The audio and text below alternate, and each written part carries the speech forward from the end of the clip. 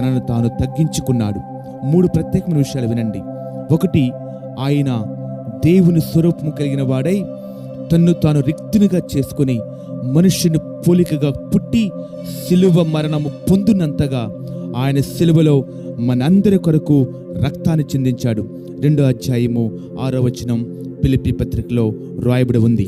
ఇకపోతే 2వదిగా ఆయన ధనవంతుడై ఉండి మనందరి కొరకు దరిద్రునిగా మార్చబడ్డాడు. 2వ కొరింథీ పత్రిక 8వ అధ్యాయము 9వ వచనం.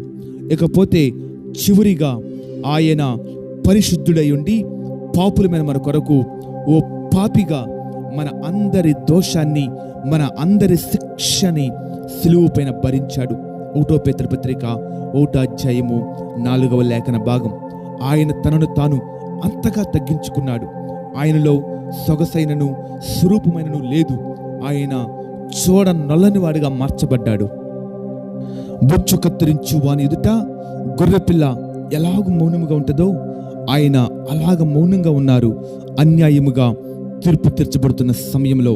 అవునండి, దేవుని స్వరూపం కలిగిన వాడై ఆయన శిలువ మరణం అంతగా తగ్గించుకున్నాడని, ధనవంతుడై ఉండి దరిద్రుడిగా మార్చబడ్డాడని, పరిశుద్ధుడై ఉండి పాపిగా మనందరి కొరకు ఆయన శిలువలో మరణించారు. ఆయన తనను తాను అంతగా తగ్గించుకున్నారు కనుకే ఆయన నామము అటు భూమి మీదను పరలోకమందును బహుగా ఘనపరచబడింది.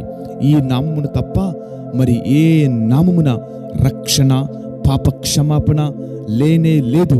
అందుకే యేసుక్రీస్తు ఇలా చెప్తున్నారు, నేనే మార్గం, నేనే సత్యము, నేనే జీవము, నా ద్వారా తప్ప ఎవరునూ పరలోక రాజ్యానికి వెళ్ళనే వెళ్ళరు. ఈ రోజున ఆయన నామాన్ని అంగీకరించండి. ఆయన ద్వారా దేవుని రాజ్యాన్ని స్వాతంత్రించుకుందాం.